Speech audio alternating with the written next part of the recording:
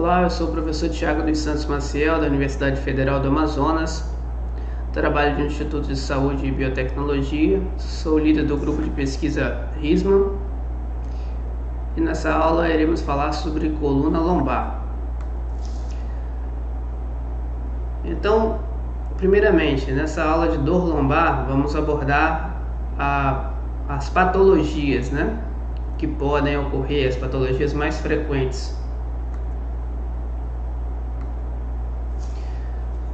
A primeira delas que vamos conversar é sobre a hernia de disco, no qual há degeneração e ruptura do anel fibroso, comprimindo aí as raízes nervosas. Então tem uma imagem aqui do disco intervertebral, comprimindo aqui a raiz nervosa, Então nós temos uma maior incidência em L4 e L5, e devido a tensões anormais ou constantes, devido à mecânica ou até atividades realizadas no dia a dia, traumas no longo período, provoca essa degeneração e ruptura desse disco intervertebral, que no decorrer do tempo há um processo de degeneração natural.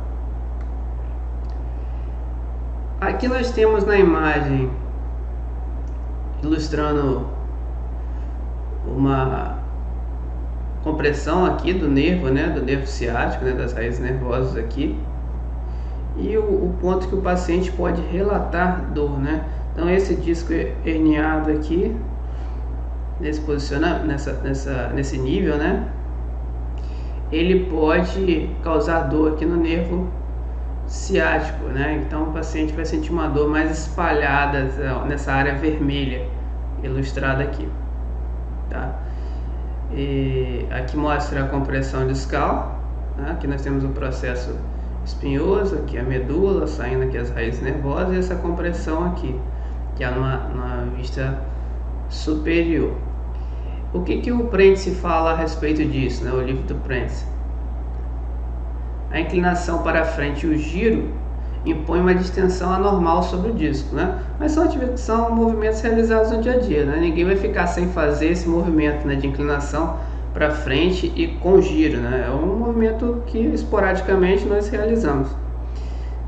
Os pacientes, eles têm dores irradiadas, também são similares à síndrome do piriforme, Então aqui nós temos a região do piriforme, e também pode comprimir esse nervo ciático, fazendo com que seja confundido com a hernia de disco, Então ele tem um início súbito e gradativo, e é comum que o paciente relate dormência, formigamento, nessa área aqui nessa área da coluna lombar até os pés aqui, Então essa parte posterior, posterolateral principalmente, e essa área vermelha aqui ilustrada.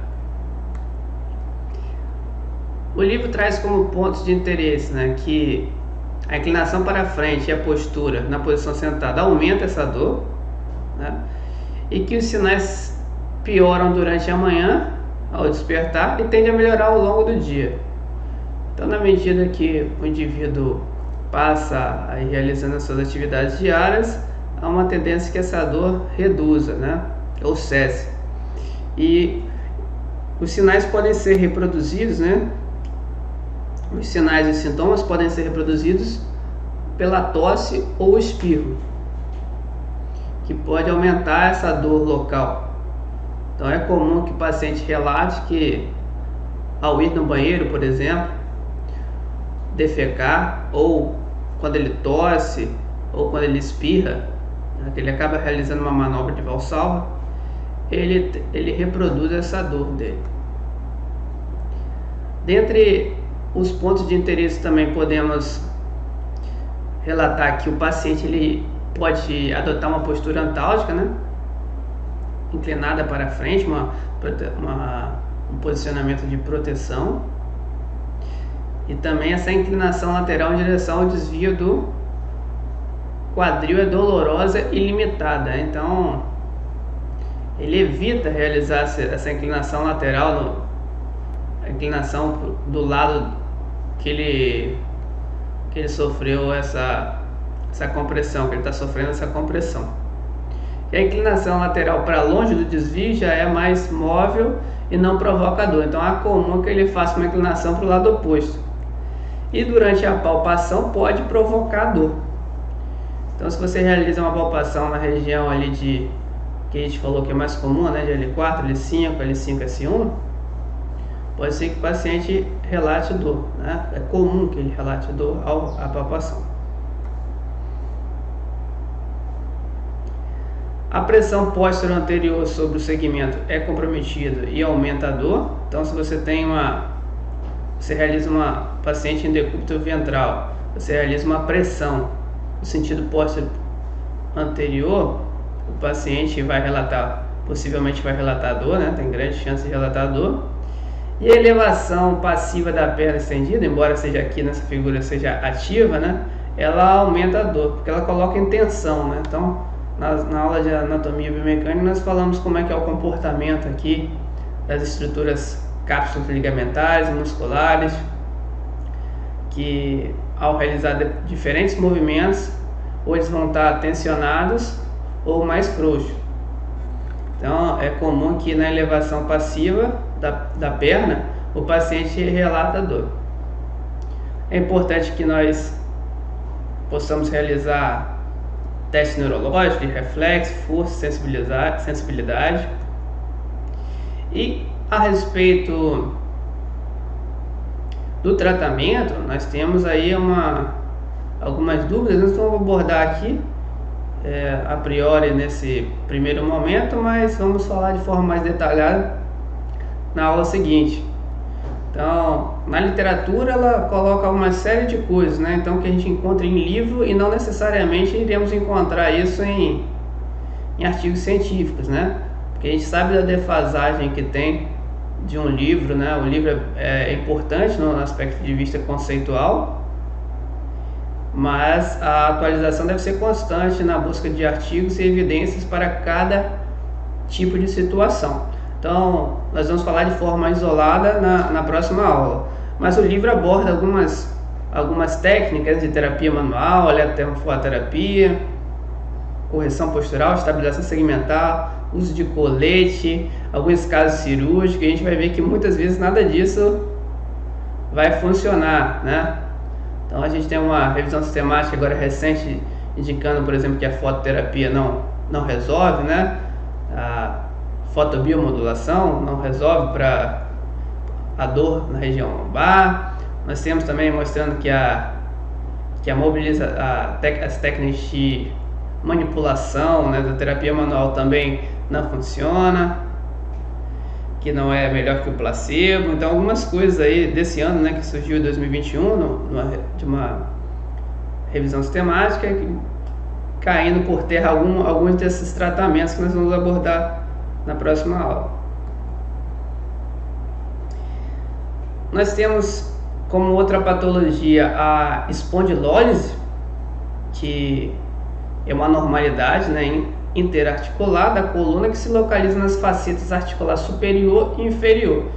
Então, essa espondilólise, né, ela tem alguns motivos, né, pode ser por fratura, por estresse, né, fratura traumática, e causa dor na região dos pares de facetas, né, que a gente tem a faceta superior e a faceta inferior. E quando ela ocorre de forma bilateral, tem uma chance de evoluir para outra patologia, né, que é a espondilolistese, né, que é o deslizamento de uma vértebra sobre a outra, tendo alguns níveis.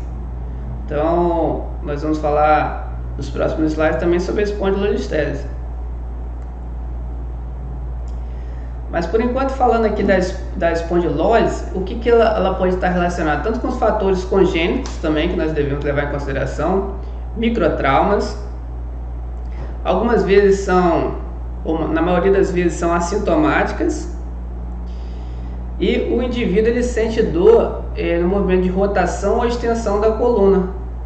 E também se viu nas aulas anteriores sobre anatomia biomecânica o deslizamento das facetas, como eles são importantes aí para permitir os movimentos de flexão, extensão e rotação, inclinação ou flexão lateral, né? Então tem essa movimentação natural, no qual envolve essas estruturas, principalmente a faceta articular, né, que nós estamos abordando agora, e que se tiver um comprometimento num desses pares de faceta, né, da superior com a inferior, obviamente vai estar prejudicado aí a artrocinemática, o paciente vai relatar dor, principalmente na rotação e extensão da coluna, que você tem uma aproximação maior aqui, um contato maior dessas áreas aqui. Em relação também à espondilose agora, né? A espondilose a gente pode avaliar uma simples radiografia, né? No aspecto anteroposterior, lateral, oblíqua. Então é importante pelo menos 2 incidências aí, tá?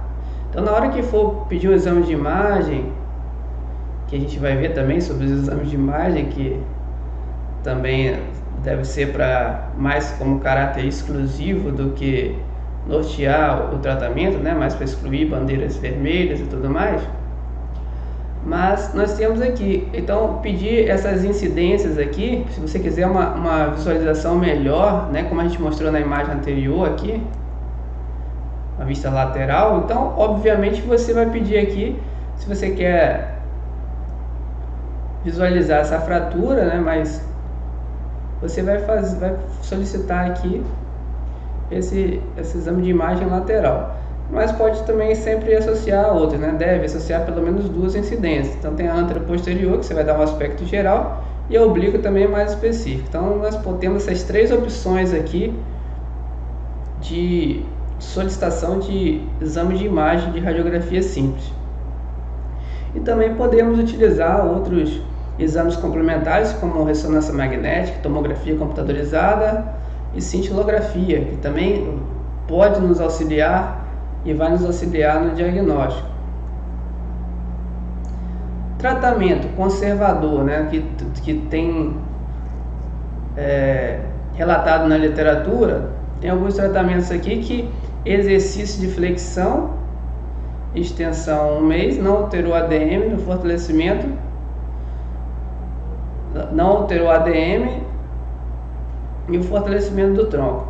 No grupo extensão houve relato de redução da dor. Então, realizar exercício de flexão e extensão durante 1 mês, ele não alterou aí a ADM e nem a força de tronco. Já no grupo extensão já teve uma redução da dor, tá? Nós vamos falar, ressaltando mais uma vez, queríamos falar de forma mais detalhada na aula de avaliação e tratamento.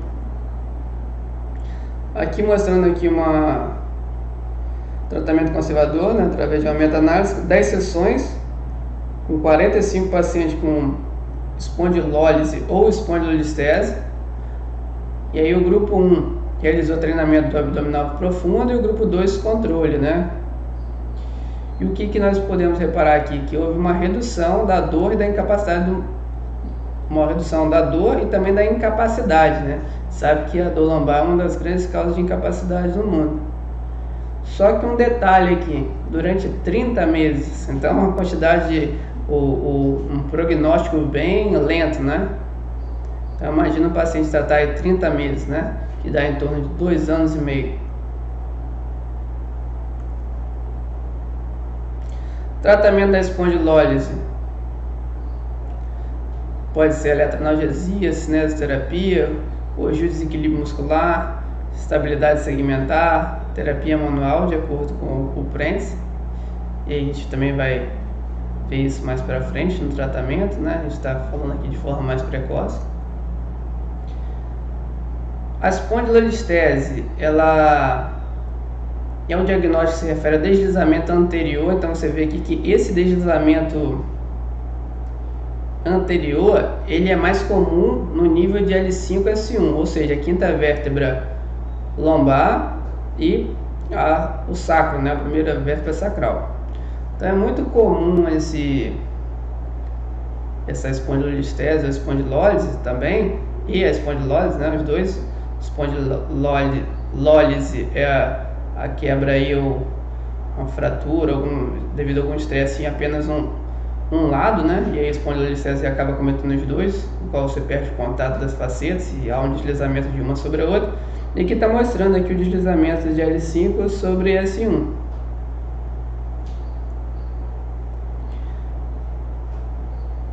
Então essa força de cisalhamento, essa capacidade de um corpo vertebral resistir à força de cisalhamento em relação ao segmento, ela acaba acontecendo, né?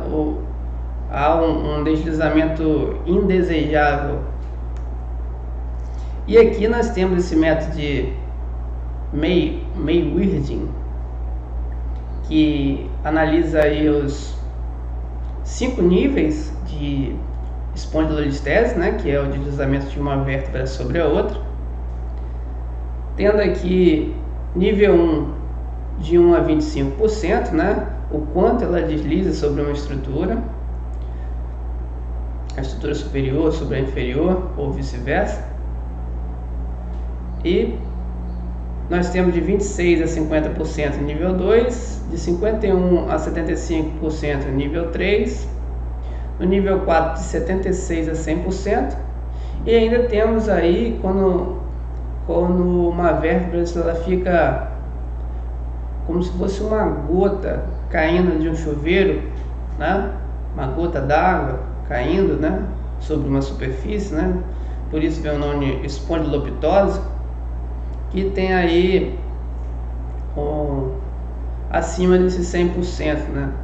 Então está sendo segurado aí apenas por estruturas cápsulas ligamentares, não tem contato das facetas. Aqui mostrando as imagens aqui na coluna lombar normal, né? Não tem, analisa aqui o corpo, o corpo não está, nenhum corpo está à frente do outro, né? E aqui já começa aqui um deslizamento, né? Então tem um deslizamento aqui menor que 25%,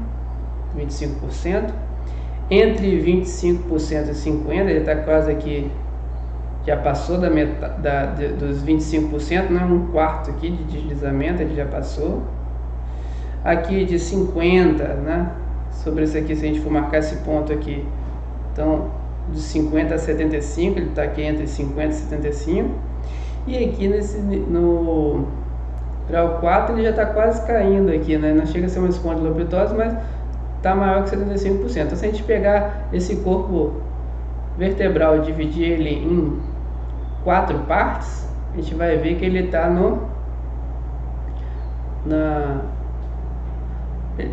mais de 3/4 dele, né? Ele já foi deslizado, não tem mais contato da faceta com a outra, da faceta superior com a faceta inferior de forma bilateral. A espondilolistese, né? Em caso de condições normais, o deslizamento anterior é resistido pelos blocos da faceta posterior. Então, a gente tem a faceta posterior dos dois lados, a superior e inferior de forma bilateral. E aí nós temos aí que nessa condição, né, em condições normais, ele é resistido não só pelo bloco ósseo das facetas, e também por um pedículo e um arco neural intacto, né? No caso da vértebra L5, pelo ligamento ilio-lombar. Então tem uma particularidade aqui do ligamento ilio-lombar. Alguns fatores relacionados aí à idade, nós temos casos de espondilólise, espondilolistese, eles acabam sendo raros em crianças com menos de 5 anos. E o deslizamento mais rápido ocorre entre 10 e 15 anos de idade. E depois sem ocorrência de deslizamentos adicionais após os 20 anos. Então eu vejo até mencionar alguns exercícios na academia, né? Embora sejam realizados como exercícios de elevação pélvica, né? E eu fico às vezes me questionando quanto a possibilidade biomecânica de o indivíduo adquirir uma espondilolistese, né? Será que vale a pena o custo-benefício? A gente sabe que em algumas modalidades esse exercício ele é bem interessante por conta da questão do gestual esportivo, né? Mas a biomecânica ela não favorece, né, ao movimento, né? Principalmente da forma que algumas pessoas realizam, né? Tanto fisioterapeutas quanto educadores físicos. Na coluna dos adolescentes, as articulações zigohipofisárias são mais horizontais do que os adultos, permitindo maior inclinação lateral e rotação. Então tem essa questão também da angulação, né, que ela acaba sendo mais horizontal, que acaba permitindo também maior inclinação lateral e rotação. Em relação à incidência, né, então a gente ela é 2 vezes mais comum em meninos, como muitas patologias também, acabam sendo mais comuns, talvez devido à parte anatômica, questão hormonal, algumas coisas que tem que ser investigadas aí. E 4 vezes mais comum em mulheres do que homens. Então, na medida que passa da fase de criança para a fase adulta, é mais comum em mulheres do que em homens. Então, paciente que a gente tem que raciocinar em relação a espondilolistese é que esse paciente que pode apresentar esse tipo de comprometimento, ele vai gerar uma compressão ali no canal medular, que pode gerar aí uma parestesia, uma fraqueza, uma alteração na marcha. Então, se o indivíduo for do gênero feminino, né, e apresentar esses sinais e sintomas, a gente pode desconfiar aí e solicitar alguns exames aí para nos dar um norte a respeito do tratamento. Etiologia. Então, de acordo com o Newman, né, nós temos aí a espondilolistese congênita, a ístmica, a degenerativa, a traumática, a patológica, e foi adicionada aí a 6ª categoria, que envolve ruptura cirúrgica dos ligamentos, ossos ou discos. Então é só para efeito de curiosidades aí, essas categorias que podem ter de acordo com o Newman. Possíveis alterações patológicas, né? Instabilidade do segmento motor. Aqui eu já tinha falado do estreitamento desse espaço intervertebral, estenose, né? Na verdade, da estenose. E aí vai devido à degeneração facetária e hipertrofia dos ligamentos amarelos e degeneração do disco intervertebral. Imagina como que deve estar o cisalhamento aí do disco intervertebral com essa vértebra aí deslizando, né, constantemente. Então, a estenose é comum, a degeneração, né? E aí essa hipertrofia do ligamento amarelo ali, porque o ligamento amarelo ali está presente nas lâminas, né? E acaba tendo que desenvolver uma função maior. Então pode ser diagnosticado aí no exame de imagem de ressonância magnética, por exemplo. A espondilolistese ela pode ser tanto sintomática quanto assintomática.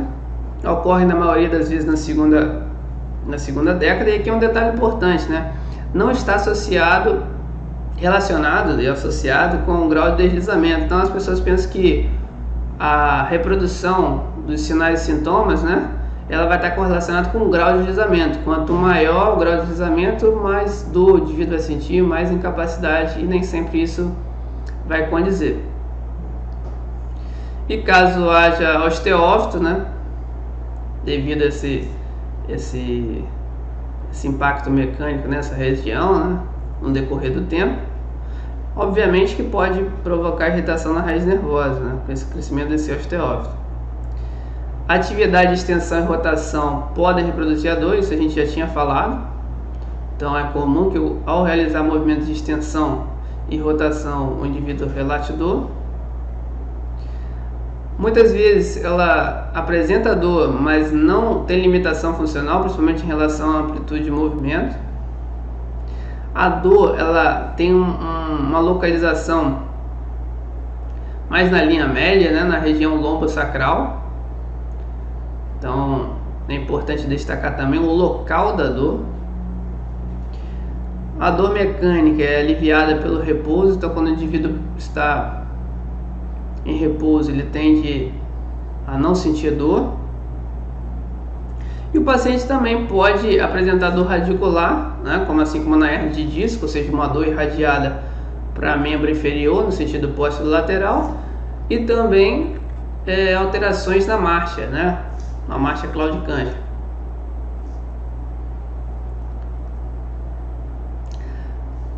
Ao avaliar a força, a sensação e a ADM geralmente estão preservadas, os reflexos tendinosos podem diminuir, né? Então a gente tem alguns reflexos tendinosos aí, reflexo patelar, aquileu, que pode reduzir.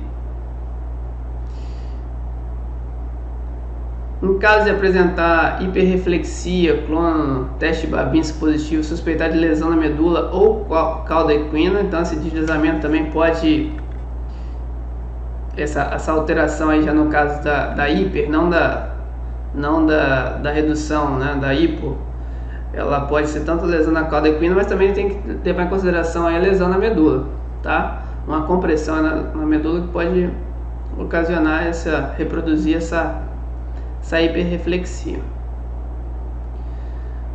O indivíduo relata que a claudicação neurológica ela acaba piorando na caminhada e a claudicação vascular ela melhora ao pedalar. Então, alguns aspectos aí que são relatados na literatura. E também avaliar o pulso e sensibilidade, né? Sempre a parte vascular e a parte dos dermátomos. Então, um detalhe importante dos tipos de claudicação aqui, né? Claudicação neurológica e claudicação vascular. Então, se o indivíduo ele é sedentário ou se ele costuma ter alguma atividade de caminhada ou pedalada, né? Fazer uso de bicicleta, então é importante que converse com ele sobre os hábitos para ver se tem uma tendência mais a uma claudicação neurológica ou vascular. É comum o aumento do tônus muscular na região lombar e isquiotibiais.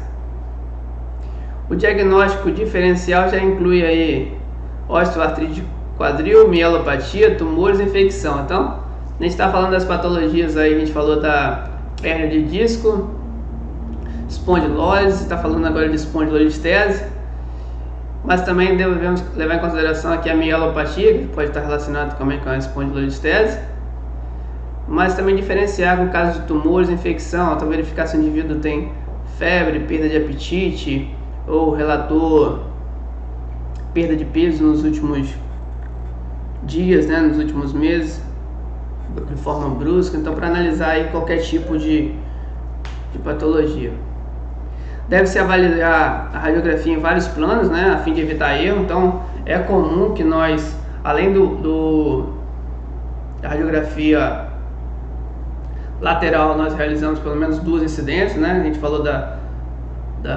antero-posterior, né, póstero-anterior e também da oblíqua, que a gente pode fazer aqui em várias incidências para evitar justamente esses erros de diagnóstico. A avaliação de hipermobilidade e a palpação não é fidedigna. A gente sabe aí que tem uma linha aí de profissionais que costumam dizer que há uma hipomobilidade, uma hipermobilidade apenas com um toque, mas é muito subjetivo, isso não é fidedigno, não é confiável você avaliar essa mobilidade através da palpação. Na verdade, não é nada científico fazer isso. Em relação à intervenção, muitas vezes ela acaba dependendo da gravidade e do deslizamento, tá? Assim como os sintomas.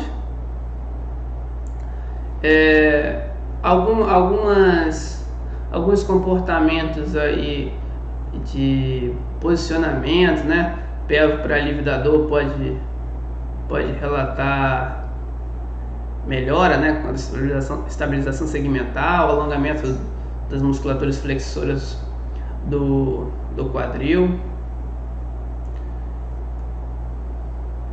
E aí tem esse quadro aí na qual nós temos aí as fases, né, ilustrando aí de acordo com os dados de Cook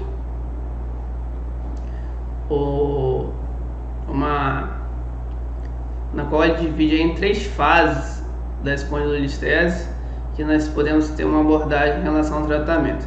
Então, na primeira fase da espondilolistese de grau 1, no qual ele falou exemplificou aqui o grau 1, mas aí lembrando que o grau muitas vezes não está relacionado com a dor e a incapacidade, mas aqui a feito de ilustração e demonstração. Ele coloca aí que a fase 1 com exercícios isométricos abdominais, com contração dos multífidos, dos abdominais em flexão, exercícios abdominais isométricos na posição deitada, flexão de joelho, contração no multífito na posição flexionada, exercícios isométricos resistidos em supino, usando o apoio para isolar o transverso do abdômen, com contração da coluna durante as atividades de vida diárias. Então, é o que ele aborda aí. Na fase 2, já é uma fase de progressão. Então, ele pode fazer a elevação da perna e do braço contralateral em prono, elevação do tronco em prono com a physioball, marcha rítmica durante a estabilização do supino, em supino, na posição de supino com a physioball, exercícios abdominais, né, com a physioball, estabilização abdominal durante as mudanças de alavancagem com contração da coluna. Na fase 3, que é a progressão da fase 1 para a fase 2, o aumento do peso distal, né, que a gente viu que tem uma diferença biomecânica ali, no qual você afasta a carga do seu centro de gravidade. Então ele pode aumentar um pouco, né, o peso na alavancagem do comprimento de resistência, né, que acaba aumentando o torque consequentemente. Exercício em prono com o multífido, exercício na posição sentada e de pé com resistência externa para fazer a contração e alongamento muscular não localizado. Isso é apenas uma referência, né? Uma referência do livro quanto ao tratamento. Vocês vão ver que tem em artigos coisas mais técnicas, mais específicas aí com diferentes graus de recomendação. A síndrome facetária, ela acaba sendo o termo, né? Síndrome envolve sinais e sintomas para descrever disfunções que geram dor na articulação zigoapofisária e está relacionado tanto com a hipermobilidade, ou seja, o aumento da mobilidade naquela região, nós estamos falando da região lombar, né? Ou hipomobilidade. Então, quais são aí as causas na literatura, né? Nós temos aí dessa síndrome facetária. Aqui nós temos rupturas ligamentares, contusões musculares, compressões meniscoides, intraarticular, rigidez na cápsula zigoapofisária e fixação dessa articulação ou subluxação, tá? Então aqui no caso é hipermobilidade, não hipo, tá? Aqui tá hipo, mas é hipermobilidade. Os testes que podem ser observados: o teste de mobilidade intervertebral fisiológica passiva, né? E o teste intervertebral acessório fisiológico. E aí eu trago essa informação, né? Nós falamos isso também na aula de avaliação, logo no início da disciplina, no qual nós devemos ter atenção, né, com o efeito nocivo do exame de imagem. Então, o paciente olhar o exame de imagem e ele achar que ele tem uma patologia grave ou que ele vai ter um dano tecidual grande que vai atrapalhar no tratamento dele, pode gerar um efeito nocivo. Ou seja, ele pode olhar o exame, né, ou alguém mostrar o exame para ele, mostrar a estrutura com anormalidade, e esse o paciente ter uma somatização e atrapalhar no tratamento dele. E o exame de imagem não relata dor e funcionalidade. Lembra-se que muitos casos até de espondilolistese, assim como hérnia de disco, né, degeneração discal, enfim, diversas patologias, né, incluindo a coluna, as patologias da região lombar, elas não reproduzem a dor e funcionalidade. Então é importante para que nós possamos diagnosticar apenas de forma complementar para verificar possíveis bandeiras vermelhas, né? Então, o paciente tem uma espondilolistese, você vai poder fazer qualquer tipo de exercício com ele, né? Então ele é bem útil nesse sentido, né? Ou ele tem uma fratura, você vai poder fazer exercício com ele, ele está na etapa de realizar esse exercício, então uma atenção especial para isso aí, tá? Para não condenar, né, quem pede o exame de imagem, mas também não utilizar o exame de imagem como norte, né, para tudo, né? Então ele é bem útil desde que seja bem empregado. Aqui mostrando a degeneração nível de L5 S1. Aqui também nós temos outra imagem mostrando degeneração aqui, compressão. Aqui no caso de tumor com contraste, né? Mostrando aqui essa região aqui. É importante ver o comportamento das vértebras de forma diferente, né? Aqui com contraste, aqui, né? Uma ponderação T1 e T2, e aqui você usando o contraste a gente consegue evidenciar aqui essa vértebra aqui. No caso de uma fratura de L1 em degeneração discal,